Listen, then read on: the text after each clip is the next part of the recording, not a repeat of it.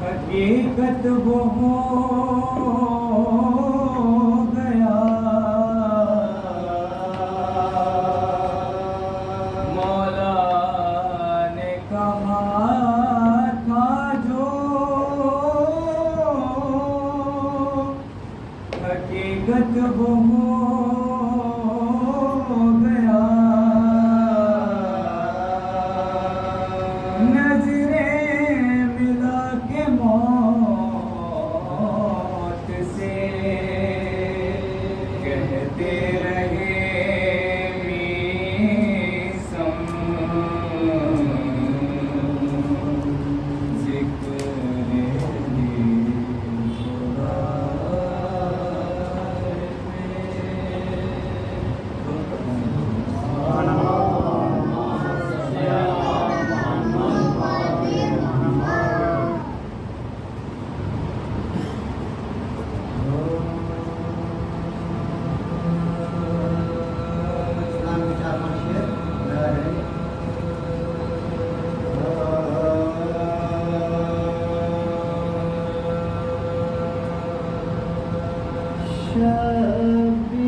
شبیر کا ماتم جنہیں کرتے نہیں دیکھا، شبیر کا ماتم جنہیں کرتے نہیں دیکھا، شبیر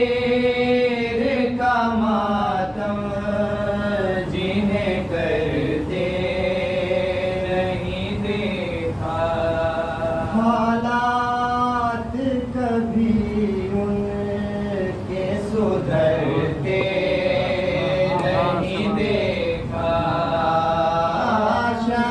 شبیر کا ماتم جنہیں کرتے نہیں دیکھا، ہنس ہنس کے علی والوں کو سولی پہ ہمیشہ،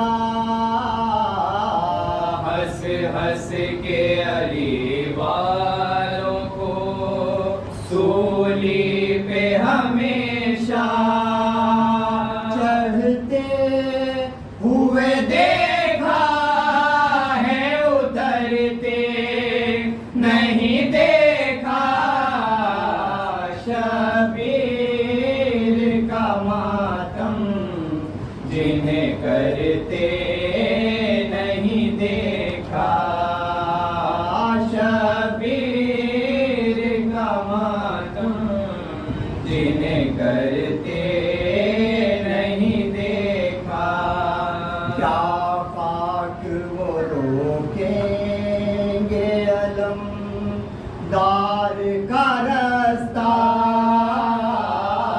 کیا خاک وہ روکیں گے علم دار کا رستہ، ایک خط کے جنہیں آگے گزرتے نہیں دیکھا، شبیر کا ماتم جنہیں کرتے نہیں دیکھا چہرے پہ چمک ہر تیرے ماتھے پہ ہے رومال چہرے پہ چمک ہوئے تیرے ماتھے پہ ہے رومال اتنا تو رسولوں کو سنورتے نہیں دیکھا شبیر کا ماتم جنہیں کرتے نہیں دیکھا شبیر کا ماتم بہت پیارا شعر ہے جنہیں کرتے نہیں دیکھا نیزے پہ بھی ایک ساتھ نظر آئے بہتر نیزے پہ بھی ایک ساتھ نظر آئے بہتر شبیر کے لشکر کو بکھرتے نہیں دیکھا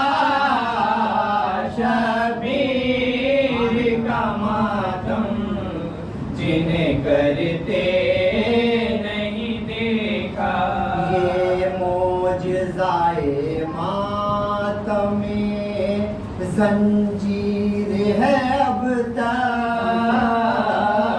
یہ معجزۂ ماتم زنجیر ہے اب تک اس سے ایک عزادار کو مرتے نہیں دیکھا شبیر کا ماتم جنہیں کرتے نہیں دیکھا شبیر کا ماتم نعرہ ثواب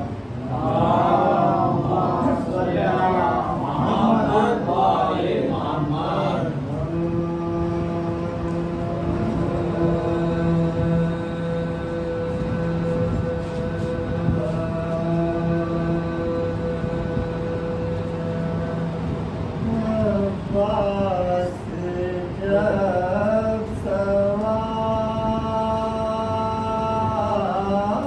سوار ہوئے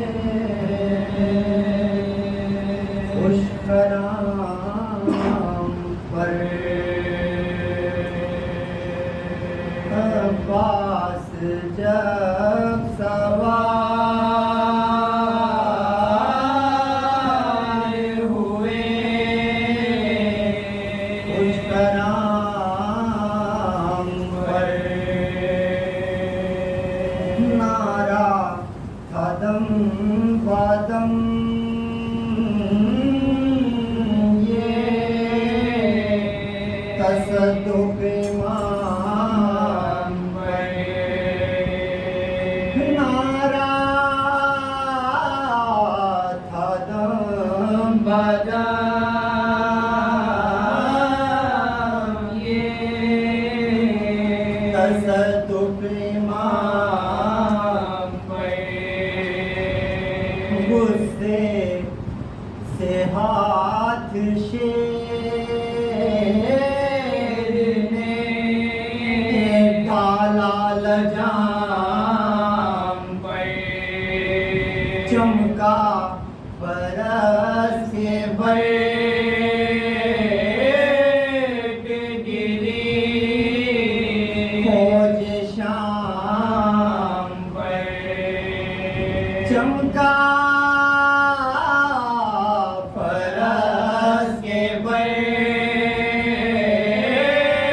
گری فوج شام تو بڑھ کر پڑھا رجاز کے پرے تھر تھرا گئے خیبر کہ سرکشوں کو علی یاد آ گئے، خیبر کے سرکشوں کو علی یاد آ گئے، تو بابا نے میرے تیر کیے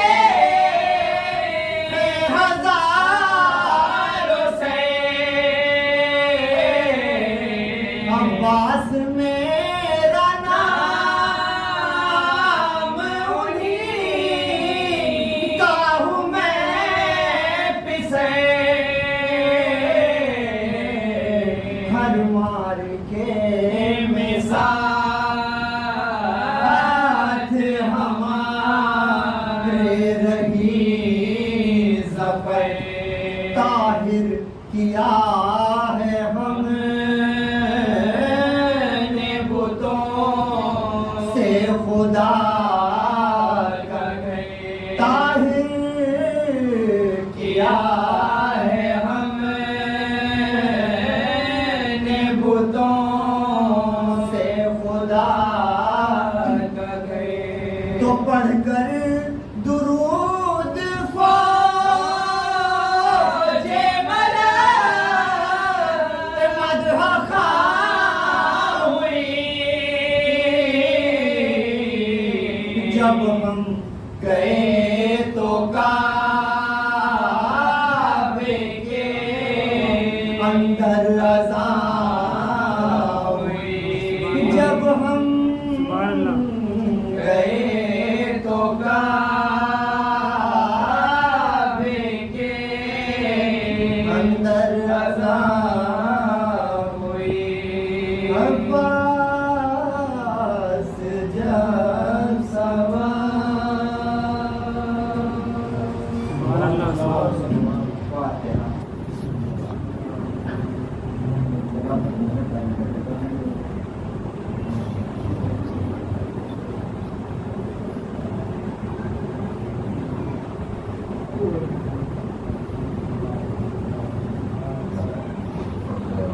اللهم صل على محمد وآل محمد.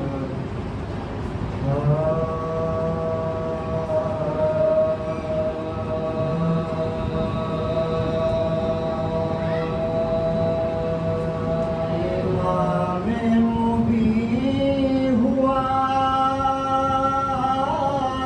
والد جو کربلا میں، امام مبین ہوا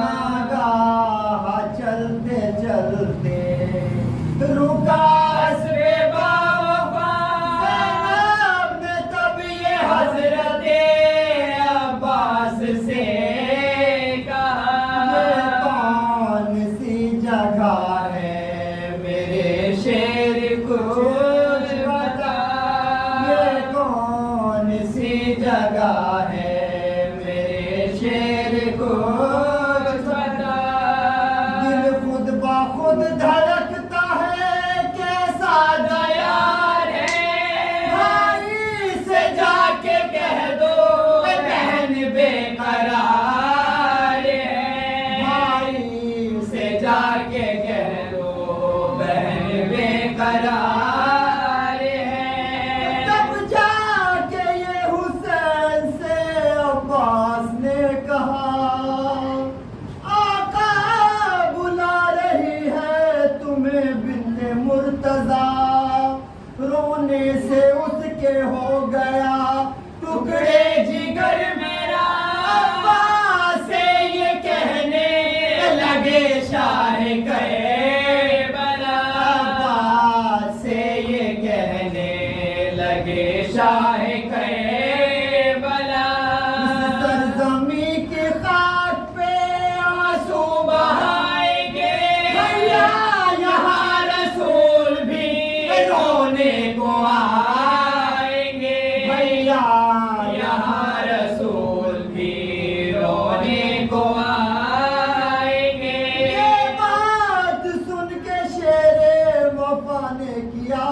سلام یہ کون سی جگہ ہے بتا دیجئے امام شہ بولے کربلا مولا ہے اس کا نام کرتے ہیں اس زمین کو سب انبیاء سلام کرتے ہیں اس زمین کو سبھی انبیاء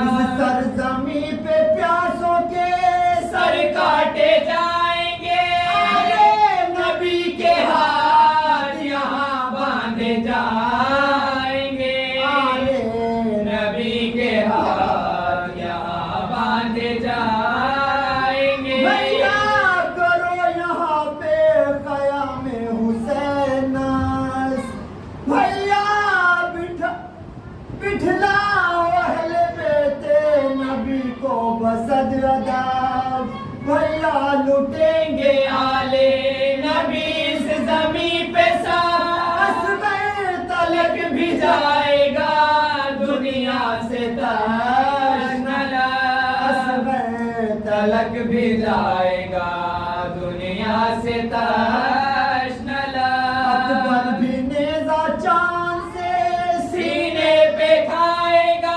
شبیر نوجوان کی میت اٹھائے گا شبیر نوجوان کی میت اٹھائے گا یہ بات سن کے حضرت عباس نامور زینب سے رو کے کہنے لگے ہاتھ جوڑ کر خیمے لگاؤ کہتے ہیں سلطان بہرو سب اب ہم رہیں گے حشر تلک اس زمین پہ اب ہم رہیں گے حشر تلک اس زمین پہ ہیں مولا قبروں کی خاطر زمین کو ظالم کریں گے قتل امام مبین کو ظالم کریں گے قتل امام مبین کو وارد جو کربلا میں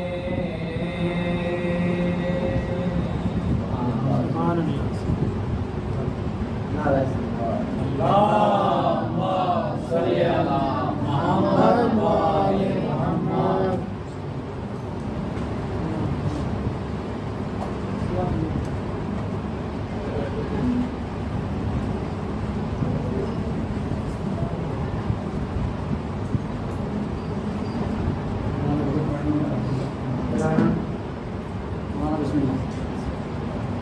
اللہم صلی علی محمد وآل محمد اللہم صلی علی محمد وآل محمد اللہم صلی علی محمد وآل محمد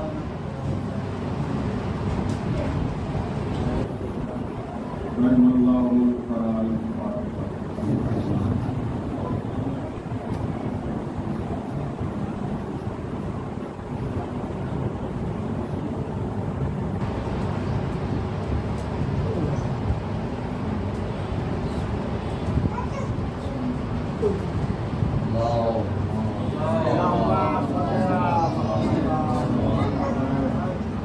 لا حول ولا قوة إلا بالله العلي العظيم أعوذ بالله من الشيطان الرجيم بسم الله الرحمن الرحيم الحمد لله الذي هدانا لهذا وما كنا لنهتدي لولا أن هدانا الله لقد جاءت رسل ربنا بالحق والصلاة والسلام على رسوله الثقلين محبوب رب المشرقين والمغربين الحسن والحسين مولانا ومولى الثقلين بالقاسم محمد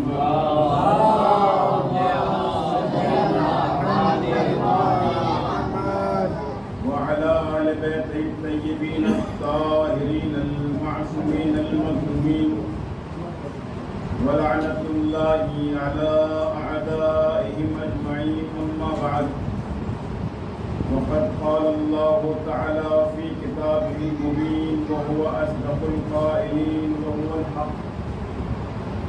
بسم الله الرحمن الرحيم. اعدلوا هو أقرب للتقوى إن الله خبير بما تعملون. صلوات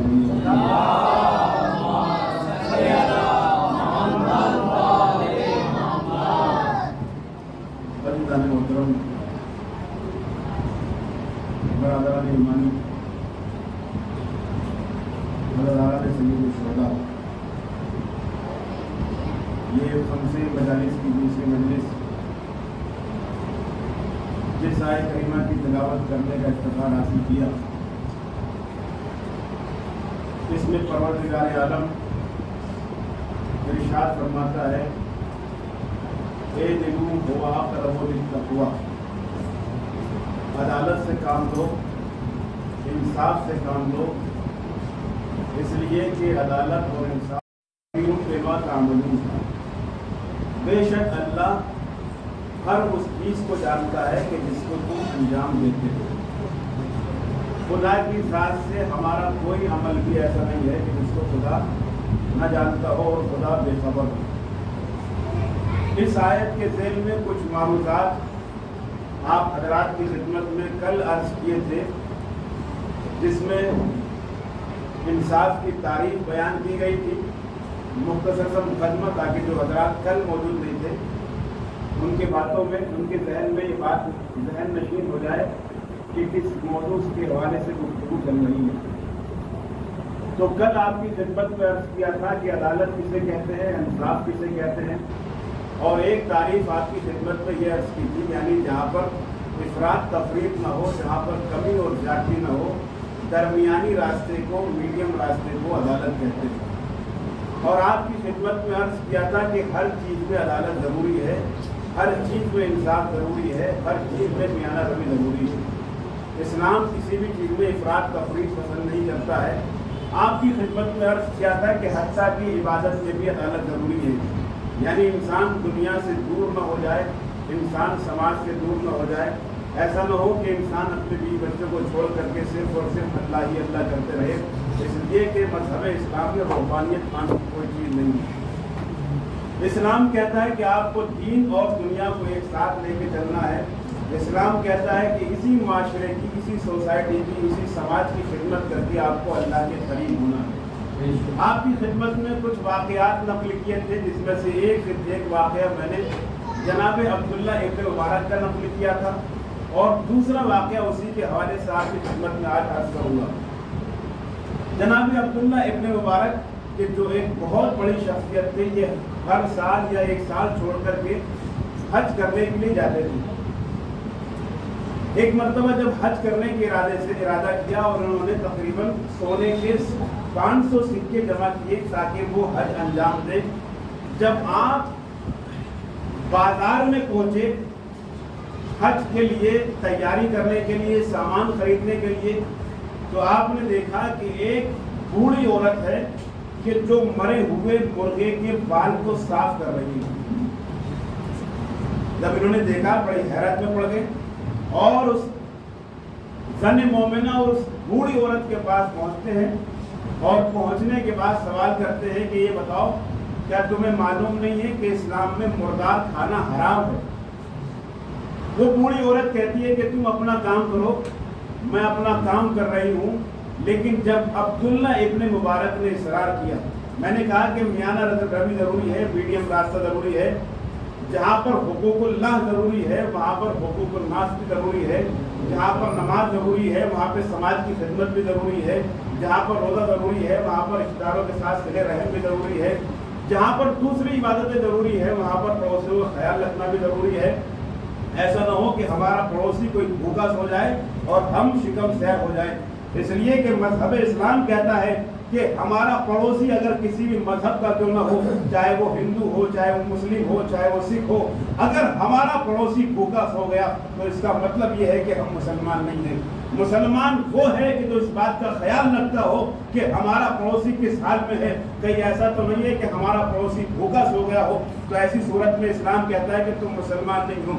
مسلمان وہ ہے کہ جو اپنے پڑوسیوں کا بھی خیال رکھتا ہو، اپنے رشتہ داروں کا بھی خیال رکھتا ہو۔ ایک صلوات پڑھیے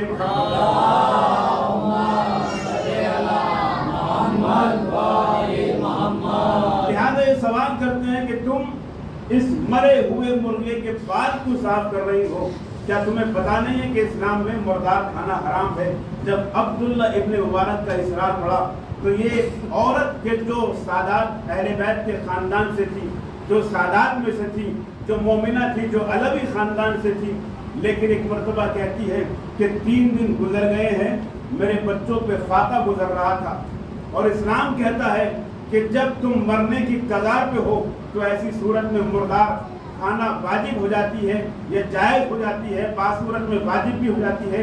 کہا کہ 3 دن سے جب میرے بچے بھوک کے عالم میں تھے تو مجھے اب اس مرغے کے علاوہ کچھ نظر نہیں آیا، میں اس مرغے کو، مرے ہوئے مرغے کو صاف کر رہی ہوں تاکہ اپنے بچوں کو گوشت پکا کر کے کھلا سکوں۔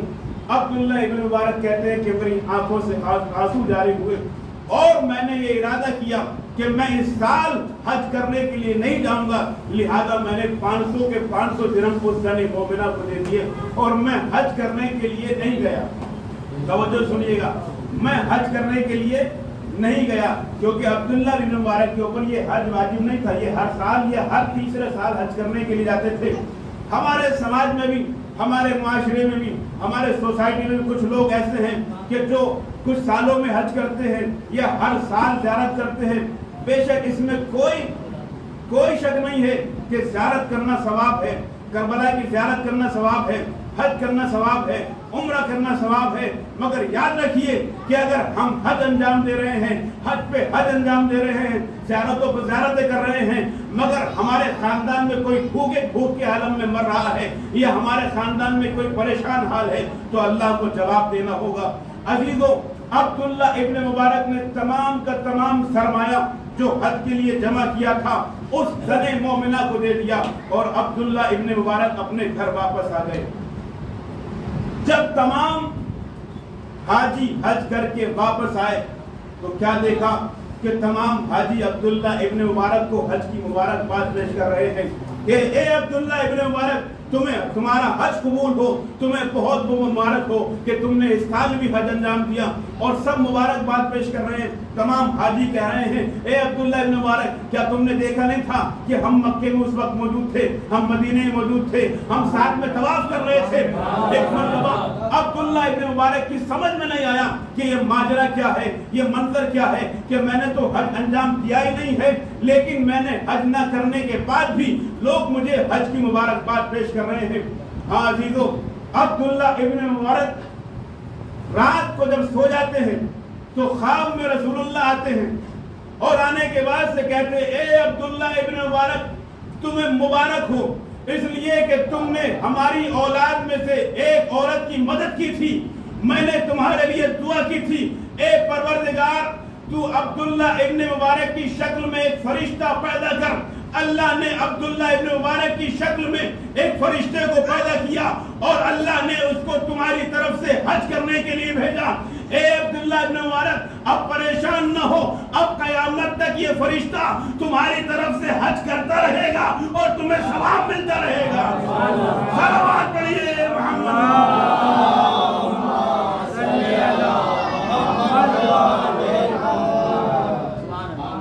یہ عبداللہ ابن مبارک کا عمل تھا۔ یاد رکھیے، جو انسان کسی ضرورت مند کی مدد کرتا ہے، اگر کوئی انسان کسی مومن کی ایک ضرورت کو پورا کرتا ہے، ایک مدد کرتا ہے، تو اللہ اس کی 70 ضرورتوں کو پورا کرتا ہے۔ امام حسن علیہ السلام کا دسترخوان ہمیشہ سجا رہتا تھا۔ امام حسن علیہ السلام ہمیشہ سخاوت کرتے تھے۔ کوئی دروازے پہ آ جائے تو اہل بیت کی سیرت یہ رہی کہ کبھی منع نہیں کیا۔ تو کسی نے امام حسن سے پوچھا مولا آپ کبھی منائی نہیں کرتے ہیں، آپ کے دروازے سے کوئی خالی نہیں جاتا ہے۔ تو امام حسن نے کہا اس لیے کہ دینے والا میں نہیں ہوں، دینے والا وہ خدا ہے، وہ مجھے دیتا ہے تو میں بندوں کی مدد کرتا ہوں۔ لہذا کسی کے ذہن میں یہ نہ آئے کہ ہماری دولت ہے، ہمارا پیسہ نہیں، یہ اللہ کی طرف سے تمہیں امانت ملی ہوئی ہے۔ اگر کوئی غریب تمہارے سامنے ہاتھ پھیلائے تو خبردار کبھی اس کی مدد کرنے میں بالکل قصر نہ کرنا۔ ایک صلوات پڑھیے محمد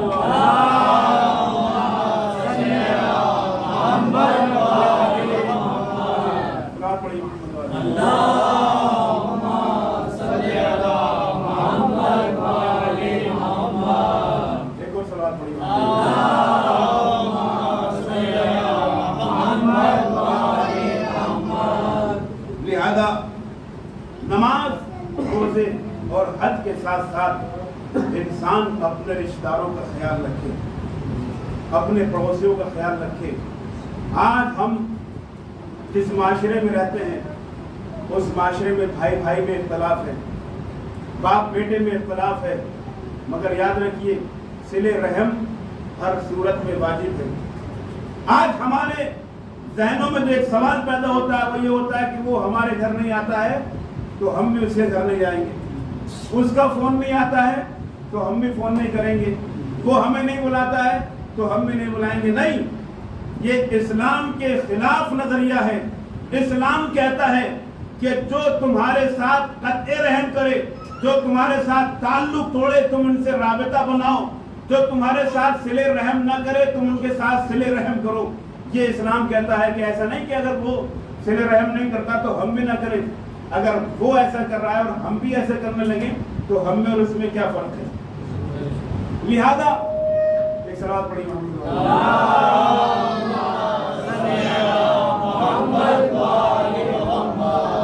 دین اور دنیا کو حقوق اللہ اور حقوق الناس کو ایک ساتھ لے کے چلنا ہے۔ اور عبداللہ ابن مبارک کے جنہوں نے بہترین عمل انجام دیا، اللہ نے ان کو ایک ایسا صلہ دیا کہ قیامت تک ان کو حج کا ثواب ملتا رہے گا۔ اور یاد رکھیے کہ جو انسان بھی خلوص کے ساتھ کوئی عمل انجام دیتا ہے تو پروردگار عالم اس کو عزت بھی بخشتا ہے، شہرت بھی بخشتا ہے۔ آپ کو دکھانے کی ضرورت نہیں ہے، آپ اللہ کے لیے کام کریں، اللہ خود آپ کو مشہور کر دے گا۔ آپ چھپا کر کے کام انجام دیں، اللہ اس عمل کو خود بخود شہرت عطا کرے گا۔ اگر یقین نہیں آتا تو واقعے سے پیش کروں آپ کی خدمت میں، مشہور واقعہ ہے، سنا ہوگا ضرور، لیکن بات آگے تو بچوں کے لیے عرض کر دے رہا ہوں۔ اللہ نے جناب موسیٰ کے اوپر وحی نازل کی، کہا کہ موسیٰ جنگل کی طرف جاؤ اور تمہارا 3 چیزوں کا سامنے ہوگا، تمہارا 3 چیزوں کا سامنا ہوگا۔ جب پہلی چیز آئے تو چھپا دینا، اور جب دوسری چیز کا سامنا ہو تو بھاگ جانا، فرار اختیار کرنا، اور جب تیسری چیز کا سامنا ہو تو کھا لینا۔ اب جناب موسیٰ آگے بڑھے، پہنچتے جنگل میں، کیا دیکھا کہ ایک سونے کی تشتری گڑھے سے باہر پڑی ہوئی ہے۔ آپ نے جو کہ اللہ کا حکم تھا کہ چھپا دیا جائے، اس کو چھپایا، مگر وہ پھر باہر نکل گئی، پھر چھپایا، پھر باہر نکل گئی۔ 2-3 بار جناب موسیٰ نے کیا اس کام کو، لیکن جب وہ بار بار باہر نکلنے لگی تو جناب موسیٰ نے سوچا کہ اللہ کا حکم یہ تھا کہ چھپا دو، میں نے چھپا دیا، اب آگے میری ذمہ داری نہیں ہے۔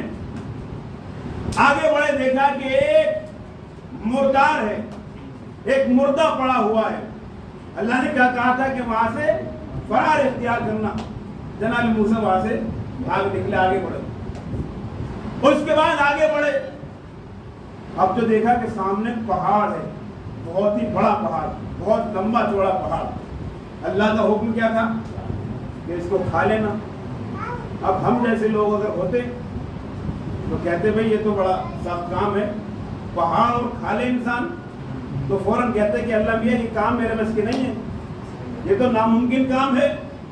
مگر کیونکہ اللہ کا حکم تھا اور نبی کو معرفت تھی کہ اللہ اگر حکم دے تو وہ کام ناممکن نہیں ہوتا، لہذا نبی نے ارادہ کیا اور وہ پہاڑ ایک شیرین اور میٹھا لقمہ بن گیا۔ جناب موسیٰ نے اس کو کھا لیا جب یہ تینوں کام انجام دے دیے. اب جناب موسیٰ سے اللہ نے کہا کہ موسیٰ جانتے ہو یہ تینوں چیزیں کیا تھی؟ کہا کہ یا اللہ میں تو نہیں جانتا. کہا کہ پہلی چیز جو تمہیں سونے کی تشتری میں نظر آ رہی تھی وہ نیکی تھی جو انسان چھپا کر کے کرتا ہے. اگر کوئی انسان اللہ کے خاطر کسی نیکی کو چھپا کر کرتا ہے تو وہ بندہ چاہے کتنا ہی چھپا لے اللہ اسے ابھار کے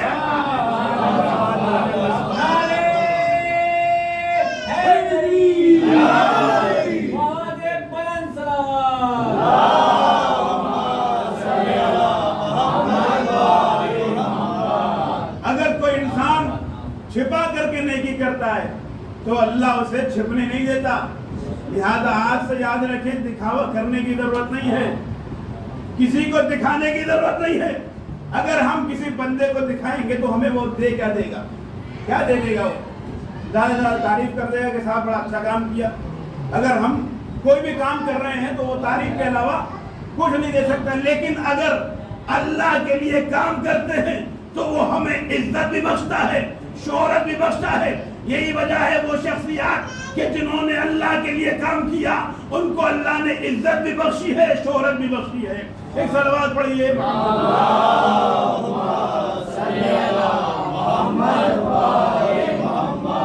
اور اس کے بعد کہا موسیٰ جانتے ہو دوسری چیز جو تمہارے سامنے مردے کی شکل میں ظاہر ہوئی وہ غیبت ہے.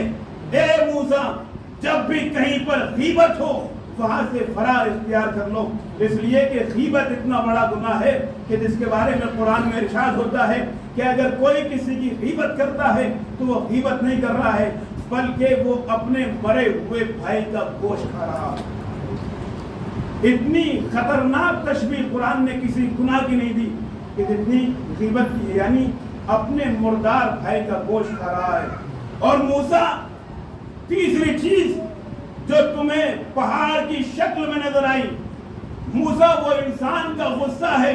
جب انسان کو غصہ آتا ہے تو اسے پہاڑ جیسا مانند نظر آتا ہے, لیکن اگر وہ صبر و تحمل اور برداشت سے کام لیتا ہے تو وہ لقمہ شیرین بن جاتا ہے. ایک صلوات پڑھیے.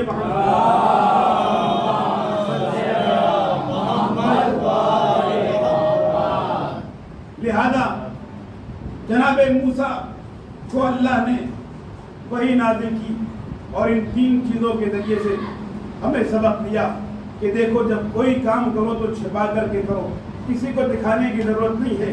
للہ کام کرو, اللہ کے لیے کام کرو, وہ خود بخود شہرت بھی عطا کرے گا, عزت بھی عطا کرے گا. اور جہاں پر بھی غیبت ہو وہاں سے انسان فرار اختیار کرے اور انسان غصے پہ کنٹرول کرے. اس لیے کہ غصہ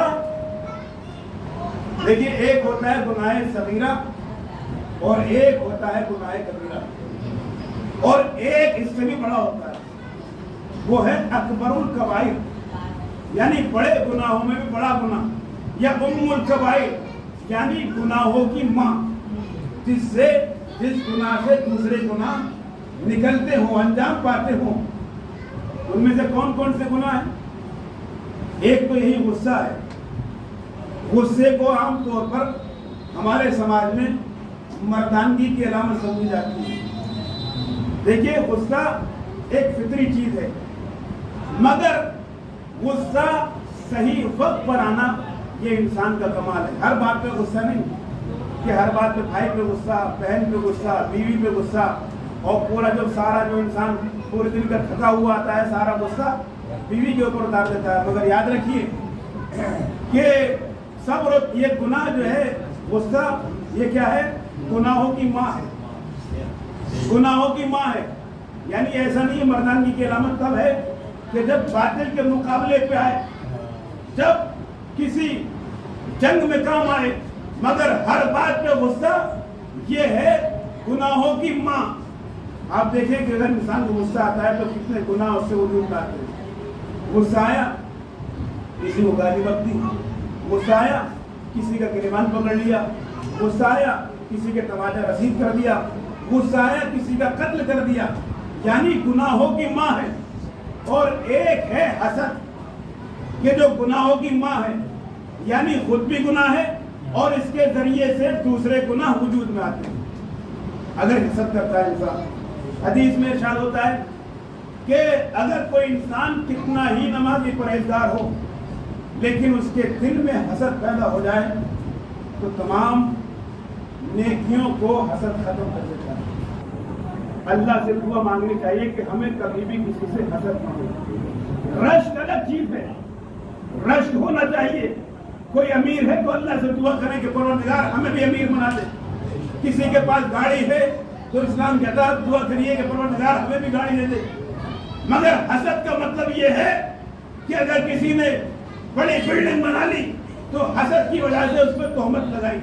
میں نے کہا کہ گناہوں کی ماں، حسد کی وجہ سے اس پہ تہمت لگائی، حسد کی وجہ سے اس کی غیبت کی، حسد کی وجہ سے اسے برا بھلا کہا، حسد کی وجہ سے اس کا گریبان پکڑ لیا، حسد کی وجہ سے کسی کا قتل کر دیا۔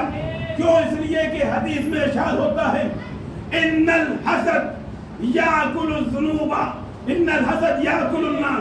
حسد ایک ایسے گناہ ہے کہ جو انسان کی یاکل الحسنات، نیکیوں کو ایسے کھا جاتا ہے کما یاکل النار الحطب، جیسے آگ لکڑی کو کھا جاتی ہے۔ صلوات پڑھیے محمد۔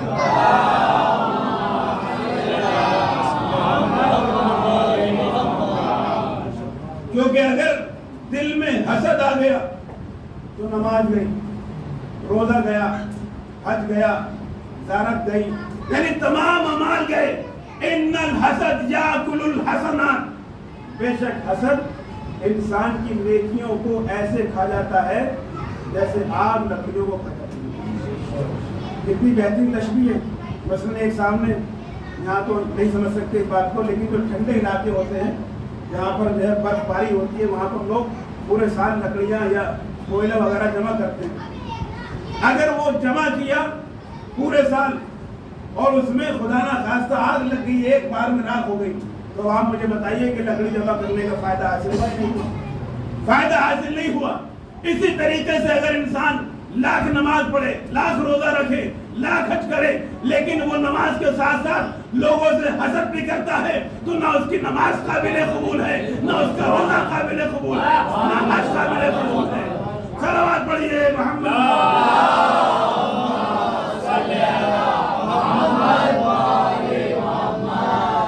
لہذا دین اور دنیا کو ایک ساتھ لے کے چلنے کا نام انصاف ہے، میانہ روی ہے۔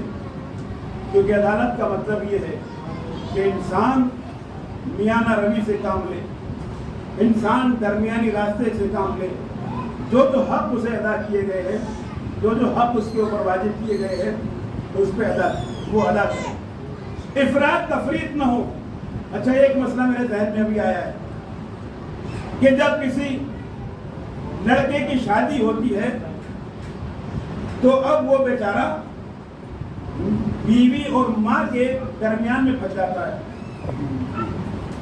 بیوی کی مانے تو ماں ناراض اور ماں کی مانے تو بیوی ناراض۔ یہ بڑا مسئلہ ہے، لیکن اگر انسان تعلیمات اسلامی پر عمل کرے تو اس مسئلے کا حل بڑا آسان ہے۔ بہت سے لوگ صرف ماں کے فرما بردار بن جاتے ہیں، بیوی کے حق ضائع کر دیتے ہیں، اور بہت سے لوگ بیوی کا حق ادا کرتے ہیں، ماں کو چھوڑ دیتے ہیں۔ نہیں عزیزو، اگر انسان عدالت کو سمجھ لے، انصاف کو سمجھ لے کہ تعلیمات اسلامی کیا کہتے ہیں، جہاں پر اللہ نے ماں کا حق رکھا ہے وہاں پہ بیوی کا حق بھی رکھا ہے۔ اگر انسان یہ غور کرے کہ دیکھو جس سے میں نے شادی کی ہے اس کا بھی حق میرے اوپر ہے، مجھے اس کا بھی حق ادا کرنا ہے، ماں کا بھی حق ادا کرنا ہے، اگر دونوں کو درمیانی راستے کے ساتھ اس کا بھی حق ادا کرتے رہے تو نہ ماں ناراض ہوگی، اگر ماں کا بھی حق ادا کرتے رہے تو نہ بیوی ناراض ہوگی۔ صلوات پڑھیے محمد۔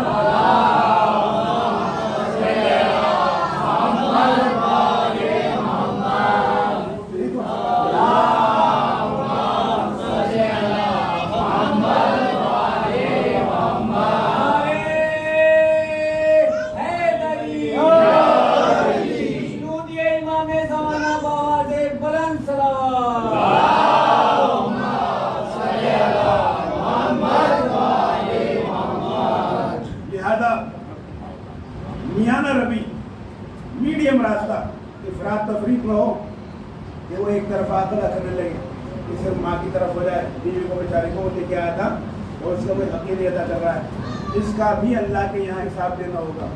اور ایسا بھی نہ ہو کہ زوجہ آ گئی تو ماں کو چھوڑ دے، نہیں، ماں کا بھی حق ہے، اس کا بھی حق ہے۔ اس دونوں چیزوں کو بیلنس کرنے کا نام مردانگی ہے۔ حقیقی مرد وہ ہوتا ہے کہ جو بیوی کا حق بھی ادا کرے، ماں کا حق بھی ادا کرے۔ پھر مولا عدالت کی تعریف بیان کرتے ہوئے فرماتے ہیں کہ 6 چیزیں اچھی ہیں، مگر ان 6 چیزوں کے ساتھ 6 چیزیں اور مل جائیں تو بہت اچھی ہیں۔ اب ذرا بیداری سے سنیے گا، مولا کا ایک ایک لفظ سنہری حرفوں سے لکھنے کے قابل ہے۔ فرماتے ہیں کہ 6 چیزیں اچھی ہیں، مگر ان 6 چیزوں کے ساتھ 6 چیزیں اور مل جائیں تو بہت اچھی ہیں۔ کون کون سی؟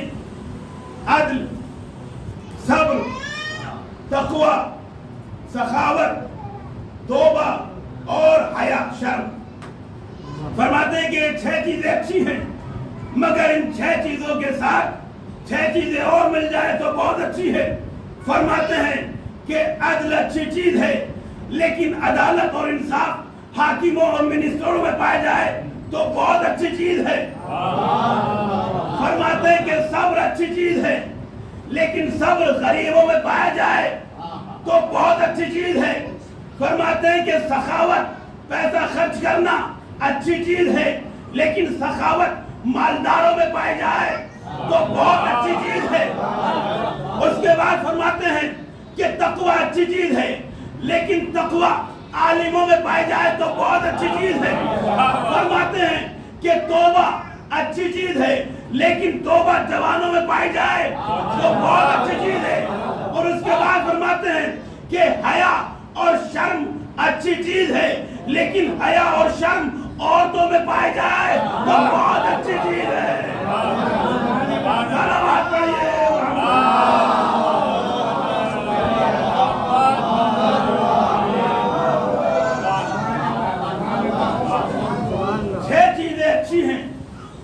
مگر ان 6 چیزوں کے ساتھ 6 چیزیں مل جائے تو بہت اچھی ہیں۔ اس کے بعد فرماتے ہیں کہ حاکم ہو، منسٹر ہو، لیکن انصاف کرنے والا نہ ہو تو اس بادل کی طرح ہے کہ جس میں پانی نہ ہو۔ غریب ہو لیکن صبر کرنے والا نہ ہو تو اس چراغ کی طرح ہے کہ جس میں نور نہ ہو۔ مالدار ہو لیکن لوگوں کی مدد کرنے والا نہ ہو تو اس کھیت کی طرح ہے کہ جس میں کھیتی نہ ہو۔ عالم ہو لیکن متقی نہ ہو تو اس درخت کی طرح ہے کہ جس میں پھل نہ ہو۔ جوان ہو لیکن توبہ کرنے والا نہ ہو تو اس نہر کی طرح ہے کہ جس میں پانی نہ ہو۔ توجہ، جس میں پانی نہ ہو۔ عورت ہو لیکن باحیا نہ ہو تو اس کھانے کی طرح ہے کہ جس میں نمک نہ ہو۔ صلوات پڑھیے۔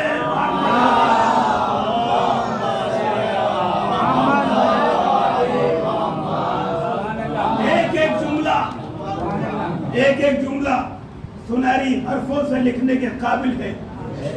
ایک جملہ مولا کائنات کا عبرتناک ہے۔ کیا تشبیہ دی ہے مولا کی، مولا کے اوپر جانے قربان ہو جائے ہماری۔ کیا تشبیہ دی ہے کہ اگر مالدار ہو اور مدد کرنے والا نہ ہو تو اس کھیت کی طرح ہے کہ جس میں کھیتی نہ ہو۔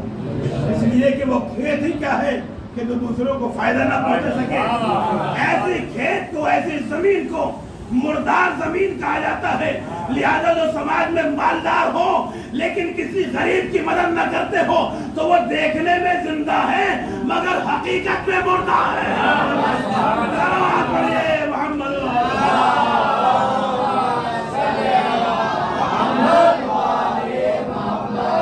مولا کائنات کی ایک تشبیہ سنہری حرفوں سے لکھنے کے قابل ہے۔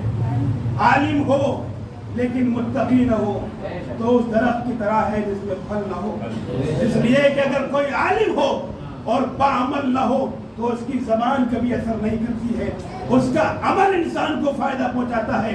اسی طریقے سے اگر درخت ہو لیکن درخت ہو وہ پھل کسی کو نہ دیتا ہو تو اس کا مطلب یہ ہے کہ اس کو حقیقی فائدہ نہیں پہنچا پا رہا۔ اس کے بعد فرماتے ہیں کہ جوان ہو لیکن توبہ کرنے والا نہ ہو تو اس نہر کی طرح ہے کہ جس میں پانی نہ ہو. یعنی کیا مطلب؟ وہ نہر فائدہ نہیں پہنچا سکتی کہ جس میں پانی نہ ہو. اسی طریقے سے وہ جوان معاشرے کو کوئی فائدہ نہیں پہنچا سکتا کہ جس کے اندر توبہ کا جذبہ نہ ہو. اور اس کے بعد بہترین تشبیہ اللہ مولا کائنات نے ارشاد فرمائی کہ عورت ہو لیکن با حیا نہ ہو تو اس کھانے کی طرح ہے کہ جس میں نمک نہ ہو. کیا تشبیہ ہے! مولا کے اوپر جانے قربان ہو جائے ہماری. اس لیے کہ کھانے میں سب کچھ ہو مگر نمک نہ ہو تو وہ کھانا کھانا نہیں ہے. انسان کھانے کو پسند نہیں کرے گا, کھانا نہیں کھا پائے گا, اس کو کھانا نہیں کہا جائے گا. بس عزیزو مولا نے فرمایا کہ عورت کے کردار میں اگر سب کچھ ہو لیکن حیا اور شرم نہ ہو تو وہ سب کچھ ہو سکتی ہے لیکن حقیقت میں وہ صحیح عورت نہیں ہو سکتی. صلوات پڑھیے.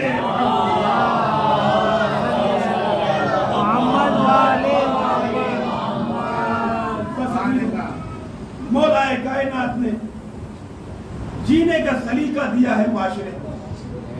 مولا کائنات نے صحیح درس دیا ہے.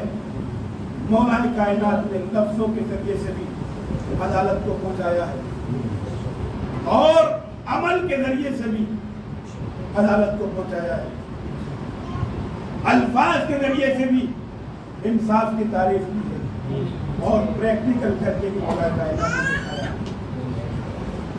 آپ دیکھیں کہ جو مولا کائنات کی 5.5 سالہ حکومت جو گزری ہے, پوری کی پوری حکومت انصاف پسند ہے اور ایسی حکومت کے جہاں پر کسی کے اوپر ظلم نہیں. مورخین لکھتے ہیں کہ علی کی 5.5 سالہ دور حکومت میں کوئی انسان بھوکا نہیں سویا, چاہے وہ کسی بھی مذہب کا ہو. اور مولا کی حکومت نے دنیا والے اور دنیا کی حکمرانوں کو پیغام کیا ہے کہ دیکھو, علوی حکومت اور حقیقی حکومت وہ ہوتی ہے کہ جس میں انسان کوئی بھوکا نہ سوئے. مولا کائنات کے زمانے میں ایک یہودی عورت کے پیر سے پازیب چھین لیا گیا. کون یہودی؟ کہ جو مذہب اسلام کے دشمن ہیں. مگر علی کی حکومت وہ تھی کہ جہاں پر دشمن کے اوپر بھی ظلم برداشت نہیں. علی نے اپنی حکومت میں کسی کے اوپر ظلم نہیں ہونے دیا.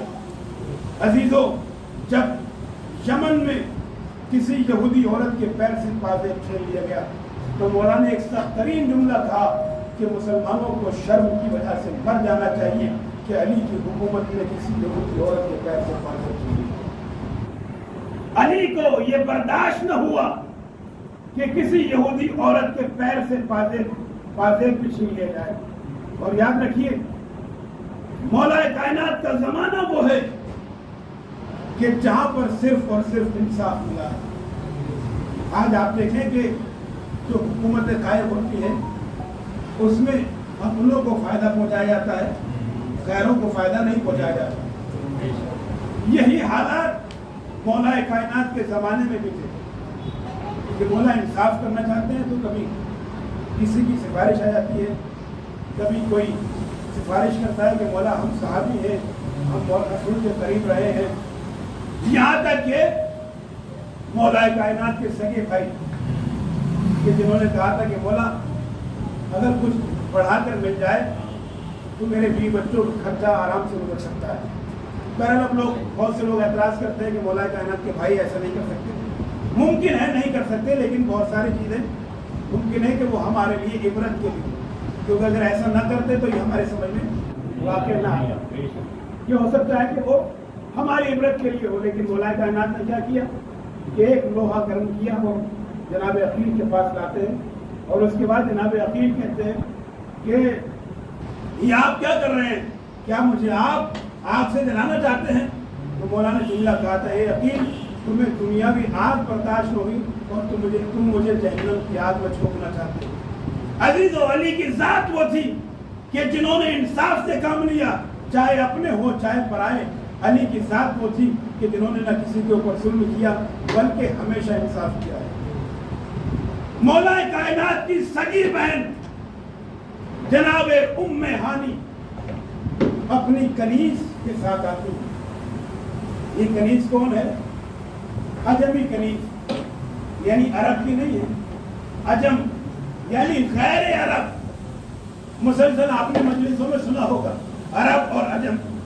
عرب ہمیشہ اپنے اوپر فخر کرتے تھے کہ ہم عربی ہیں، اہل زبان ہیں، اور جو غیر عرب ہوتے تھے یعنی جن کی زبان عربی نہیں تھی ان کو عجم کہتے تھے۔ وہ عجم مطلب گونگا، کہ ان کی زبان کوئی خاص زبان نہیں ہے۔ لہذا جناب ام ہانی اپنی کنیز کے ساتھ مولا کائنات کے دربار میں یا مولا کائنات کے پہنچتی ہیں پاس، اور آنے کے بعد اپنا وظیفہ طلب کرتی ہیں۔ اس زمانے میں کچھ وظیفہ ملتا تھا، جیسے آج کے دور میں جو بزرگوں کو پینشن ملتی ہے، اس زمانے میں وہاں کے رہنے والوں کو وظیفہ ملتا تھا۔ تو جناب ام ہانی آئی مولا کائنات کی خدمت میں۔ علی نے جتنا وظیفہ اپنی سگی بہن کو دیا اتنا ہی وظیفہ عجم کنیز کو دیا۔ ام ہانی کو برداشت نہ ہوا کہ یا علی کیا بہتر ہوتا اگر آپ تھوڑا سا وظیفہ بڑھا کر کے دے دیتے۔ ایک مرتبہ مولا کائنات نے پریکٹیکل کر کے بتایا، لفظوں سے جواب نہیں دیا۔ مولا کائنات نے وہاں سے مٹی کو اٹھایا اور مٹی کو اٹھانے کے بعد کہا کہ ام ہانی یہ بتاؤ کہ میرے ہاتھ میں کیا ہے؟ کہا دونوں ہاتھ میں مٹی ہے۔ کہا یہ بتاؤ کس ہاتھ کی مٹی افضل ہے، کس ہاتھ کی مٹی مفضول ہے، کس کی فضیلت کم ہے، کس کی فضیلت زیادہ ہے؟ کہا کہ دونوں ہاتھوں کی مٹی ہونے کے اعتبار سے برابر ہے۔ علی نے کہا اے ام ہانی جس طرح سے دونوں ہاتھوں کی مٹی ہونے کے اعتبار سے برابر ہے، اسی طریقے سے یہ پوری کائنات کے انسان ہونے کے اعتبار سے برابر ہے۔ صلوات پڑھیے محمد۔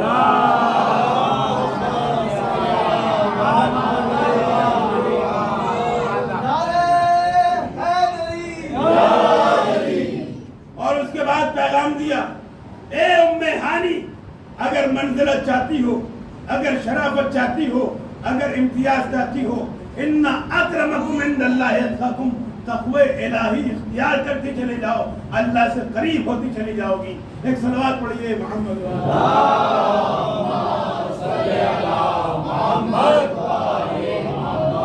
مولا کائنات نے اس واقعے میں انصاف سے بھی کم لیا اور دنیا والوں کو پیغام دیا کہ دیکھو اسلام کی نگاہ میں تقوی کی اہمیت ہے، پرہیزگاری کی اہمیت ہے۔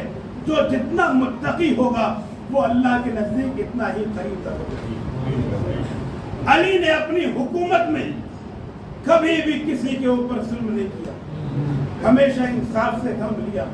علی کی حکومت میں کوئی بھوکا نہیں سویا، حتیٰ کہ علی اس شخصیت کا نام ہے کہ جنہوں نے نہ صرف انسانوں پر بلکہ کسی جانور کے اوپر بھی ظلم نہیں کیا۔ مشہور واقعہ ہے کہ آپ مسجد کوفہ میں بیٹھے ہوئے ہیں، جناب عبداللہ ابن عمر، جناب عبداللہ ابن عباس آپ کے اقتدار بھائی بیٹھے ہوئے ہیں، انہوں نے آپ سے سوال کیا۔ دیکھا کہ مسجد میں ایک چونٹی آ رہی ہے کہ جس کے منہ میں جو کا چھلکا ہے۔ سوال کیا کہ مولا یہ بتائیے کہ آپ کی نگاہ میں اس جو کے چھلکے کی اہمیت کیا ہے؟ ہماری نگاہ میں ظاہر سی بات ہے کوئی خاص ویلیو نہیں ہے، مگر مولا کی نگاہ میں جو کے چھلکے کی بہت اہمیت ہے۔ کہا کہ اے عبداللہ ابن عباس سنو، میں بتاتا ہوں کہ میری نگاہ میں اس چونٹی کے منہ میں جو کے چھلکے کی کیا اہمیت ہے۔ کہا اے عبداللہ ابن عباس اگر مجھ سے کوئی یہ کہے کہ اے علی تم اس چونٹی کے منہ سے جو کا چھلکا چھین لو، بدلے میں تمہیں پوری کائنات کی حکومت ملے گی، پوری دنیا کی حکومت ملے گی، تو علی پوری دنیا کی حکومت کو ٹھکرا سکتا ہے مگر اس چونٹی کے منہ سے جو کا چھلکا نہیں چھین سکتا۔ ایک صلوات پڑھیے محمد۔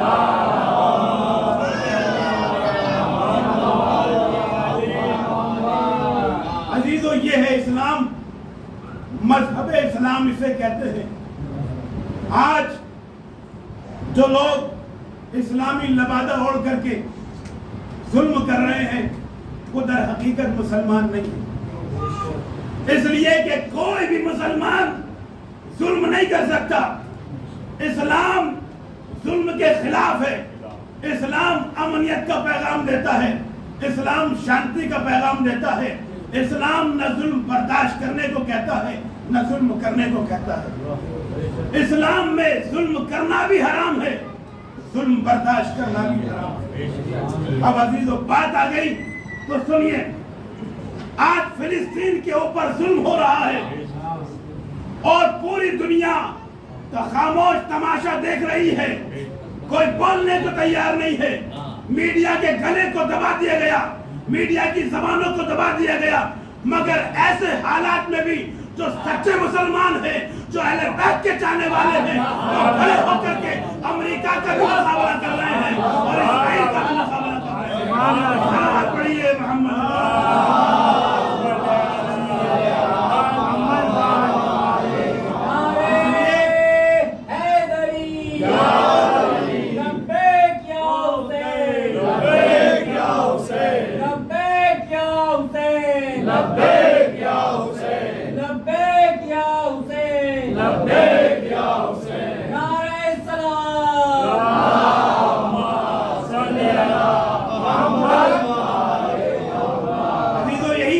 حسینی اسلام میں اور یزیدی اسلام میں، اس لیے کہ اگر ہم نماز پڑھتے رہے اور اپنے بھائیوں کا دفاع نہ کیا، اگر ہم نماز پڑھتے رہے اور ظلم کے خلاف آواز بلند نہ کی، اگر ہم صرف روزہ رکھتے رہے اور ہم نے پڑوسیوں کا خیال نہیں کیا تو ہمیں اللہ کے یہاں جواب دینا ہوگا۔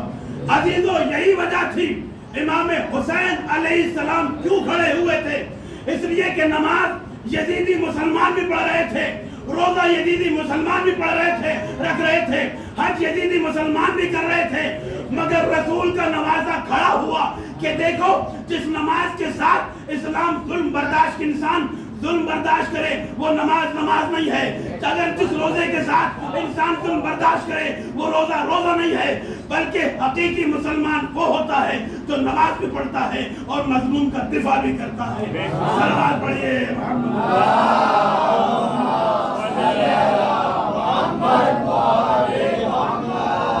امام حسین علیہ السلام نے ہمیں یہی درس دیا ہے، ہمیں یہی پیغام دیا ہے کہ چاہے کچھ بھی ہو جائے مگر کبھی بھی باطل کے سامنے سر نہیں جھکانا۔ آج پوری دنیا خاموش ہے مگر آج بھی حق پرست جن کے اندر جذبہ دینی ہے وہ کھڑے ہوئے فلسطین کا دفاع کر رہے ہیں اور اسرائیل کے داد کر رہے ہیں۔ عزیزو اس لیے کہ حسینی کردار انسان کو ظلم کے خلاف لڑنا سکھاتا ہے، حسینی کردار انسان کو ظلم مظلوم کا دفاع کرنا سکھاتا ہے، حسینی کردار انسان کو حق پرست بناتا ہے، حسینی کردار باطل کے خلاف لڑنا سکھاتا ہے۔ یہی آج پہچان ہماری قوم کی بنی ہوئی ہے پوری دنیا کے اندر۔ آپ دیکھیں کہ صرف یہی قوم ہے کہ جو اسلام کا بھی دفاع کر رہی ہے، مظلوم کا دفاع کر رہی ہے۔ کیوں؟ اس لیے کہ یہ درس ہم نے کہیں اور سے نہیں لیا، اسی کربلا سے لیا ہے۔ اس لیے کہ امام حسین علیہ السلام نے اپنا پورا گھر دین اسلام کو قربان کر دیا۔ کیوں؟ اس لیے کہ تاکہ دین بن جائے، تاکہ انسان کے اندر ظلم کے خلاف لڑنے کی ہمت ہو۔ عزیزو امام حسین علیہ السلام وہ شخصیت ہے کہ جب اس دین پہ آنچ آئی تو آپ نے سب سے پہلے جب حالات ایسے بنے اور یزید کی حکومت قائم ہوئی اور جب کوفے سے خط آنے لگے تو امام حسین علیہ السلام نے دین کی دفاع کے لیے سب سے پہلے اپنے بھائی جناب مسلم کو بھیجا۔ آج پہلی محرم ہے، مجھے اس شہید کے مسائل پڑھنے ہیں کہ جو کربلا کا شہید تو نہیں ہے مگر تحریک کربلا کا شہید، تحریک کربلا کا پہلا شہید کون؟ مسلم مولا امام حسین علیہ السلام کے چچا زاد بھائی۔ کون مسلم؟ کہ جن کو امام حسین علیہ السلام نے اپنا نمائندہ بنا کے بھیجا ہے، جن کو اپنا نائب بنا کے بھیجا ہے. ہاں ہزاروں غریب الوطن مسلم، وہ مسلم کی جب کوفے میں پہنچتے ہیں تو 18,000 افراد نے آگ کی بیعت کی، مگر ایک وقت وہ آتا ہے کہ مسلم یکو تنہا رہ جاتے ہیں جب ابن زیاد کا حکم ہوتا ہے کہ کوئی اپنے گھر سے باہر نہ آئے ورنہ اس کو قتل کر دیا جائے گا. عزیزو یہی افراد کہ جنہوں نے جناب مسلم کا ساتھ دیا تھا، بیعت کی تھی، انہوں نے بے وفائی کی اور جناب مسلم عشاء کی نماز میں اکیلے رہ گئے. وہ مسلم کے جن کے پیچھے ہزاروں کے تعداد نے نماز جماعت ادا کی، لیکن نماز عشاء کا وقت آتے آتے مسلم یکو تنہا رہ جاتے ہیں. جب یکو تنہا رہ جاتے ہیں تو جناب مسلم کوفے کی گلیوں میں ٹہل رہے ہیں. کوئی کوفی نہیں ہے کہ جو گھر کے باہر نظر آتا ہو، مگر مسلم جائے تو جائے کہاں، آ کر کے ایک دروازے کی دہلیز پہ بیٹھ جاتے ہیں. ایک ضعیفہ ہے جو زن مومنہ ہے، وہ دیکھتی ہے کہ کوئی انسان ہے جو میرے گھر کی دہلیز پہ بیٹھا ہوا ہے. ایک مرتبہ دیکھتی ہے اور دیکھنے کے بعد سے کہتی ہے، اے بھائی کوفے کے حالات سازگار نہیں ہیں، اے بھائی تو اپنے گھر چلا جا. ایک مرتبہ جناب مسلم کہتے ہیں، ارے زن مومنہ، ارے جس کا کوئی گھر نہ ہو وہ کہاں جائے. کہا من انتا، تو کون ہے؟ کہا انا مسلم، انا سفیر الامام حسین، میں حسین کا سفیر، حسین، میں حسین کا سفیر، مسلم ابن عقیل. جزاکم اللہ، جزاکم اللہ. ہاں رضارو، یہ زن مومنہ اہل بیت سے محبت کرنے والی تھی، برداشت نہ ہوا. کہا کہ اے میرے مولا، اے میرے آقا، مجھے معاف کر دیجئے، میں پہچان نہ سکی. اے مولا گھر تشریف لائیے. ہاں عزیزو، جناب مسلم گھر تشریف لاتے ہیں.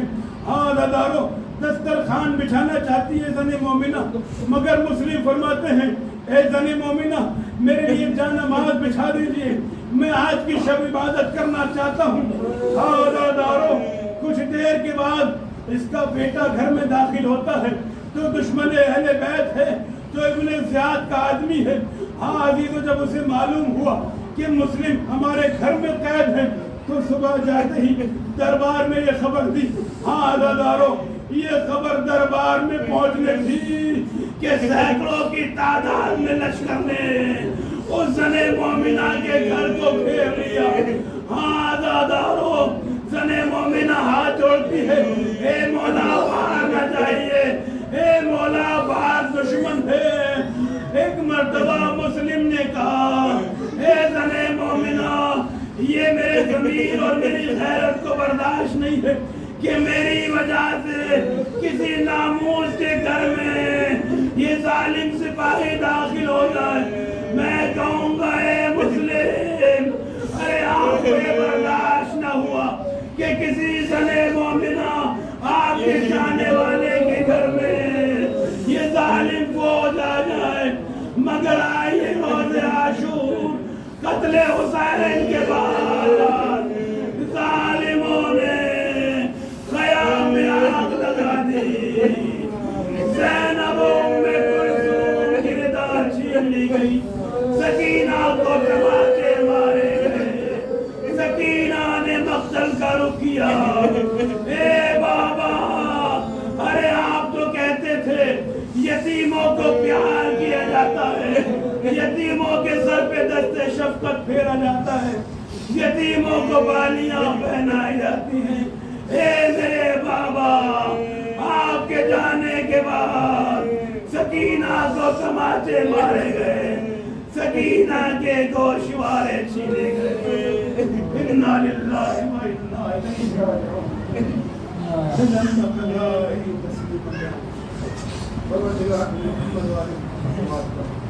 ہماری اس مختصر عبادت کو قبول فرما. پروردگار کے اولاد ہم کو اولاد عنایت فرما. پروردگار کے روزگار ہم کو روزی عنایت فرما. پروردگار کے بس روزگار ہم کے رزق برکت اور سبھی عنایت فرما. پروردگار کے مقبول ہم کو خدا نے غیر شکر فرما. پروردگار کے پریشان ہم کو پریشانی دور فرما. پروردگار اس فکر کے ساتھ ہمارے گناہوں کو معاف فرما. پروردگار ہمیں گناہوں سے بچنے کی توفیق دے پروردگار جو مخلوق ہم کو بیان میرا سکر اللہ فرما پروردگار ہمیں دنیا و آخرت کی کامیابی نصیب فرما پروردگار ہماری آخری سانس محبت اہل بیت اور ذکر اہل بیت کی قائم فرما پروردگار ہمیں زمانہ کے ذکر کی تعلیم فرما اور ہم کی آواز کی سال شمار فرما ربنا تقبل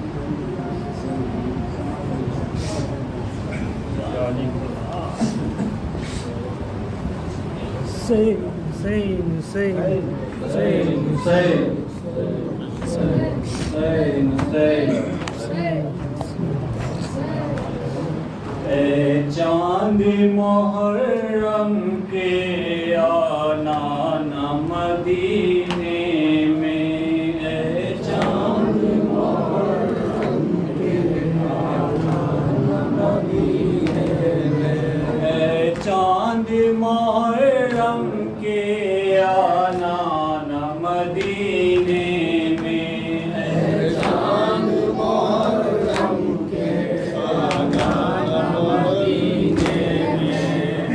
حشر بپا ہوگا زہرا کے پسینے میں اے چاند محرم کے آنا نہ مدینے میں اے چاند محرم کے آنا نہ مدینے میں یاد آئے گی صبح کو اکبر کبھی کبرا کے یاد آئے گی صبح کو اکبر کبھی کبرا کی یاد آئے گی صبح کو اکبر کبھی کبرا کی یاد آئے گی صبح کو اکبر کبھی کبرا گے لیلا کو خیالوں میں اکبر نظر آئے گے دیواروں میں در در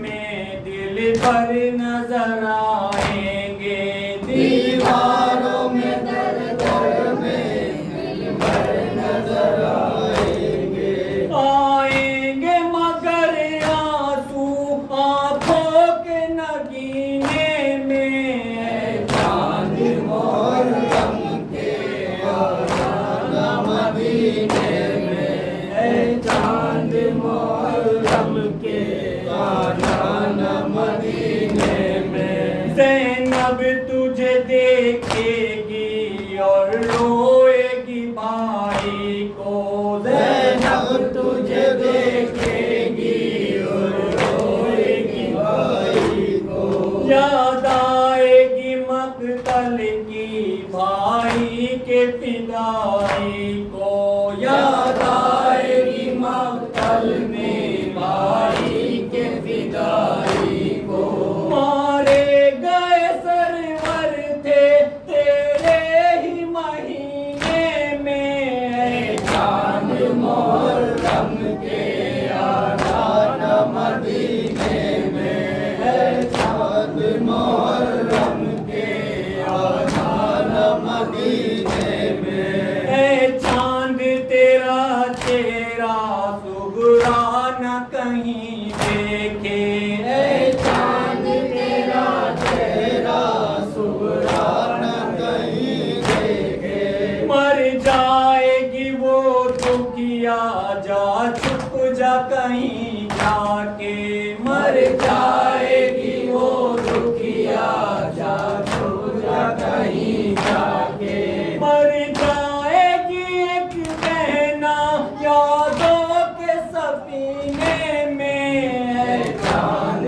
محرم کے آنا نہ مدینے میں چاند محرم کے آنا نہ مدینے میں شرمندہ نہ ہو جائے مادر کہیں غازی کی شرمندہ نہ ہو جائے مادر کہیں غازی کی اے چاند نکلنا کے ایک ماں ہے بہت روتی اے چاند نکلنا کے ایک ماں ہے بہت روتی یاد آتا اسے غازی